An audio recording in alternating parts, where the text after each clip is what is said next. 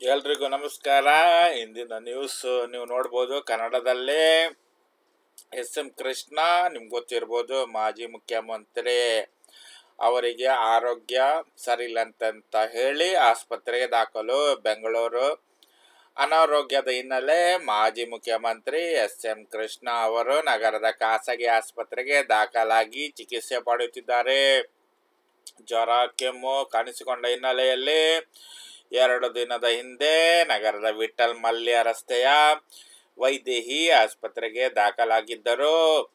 ಸದ್ಯ ಆರೋಗ್ಯದಲ್ಲಿ ಚೇತರಿಕೆ ಕಂಡು ಬಂದಿದ್ದು ಲವಲವಿಕೆಯಿಂದ ಇದ್ದಾರೆ. ಇನ್ನು 2 ಅಥವಾ 3 ದಿನಗಳಲ್ಲಿ ಆಸ್ಪತ್ರೆಯಿಂದ ಡಿಸ್ಚಾರ್ಜ್ ಆಗಲಿದ್ದಾರೆಂದು ನ್ಯೂಸ್ನಲ್ಲಿ ತಿಳಿದು ಬಂದಿದೆ. ಇಷ್ಟವಾದರೆ ವಿಡಿಯೋವನ್ನು ಲೈಕ್ ಮಾಡಿ, ಸಬ್ಸ್ಕ್ರೈಬ್ ಮಾಡಿ, ಕಮೆಂಟ್ ಮಾಡಿ.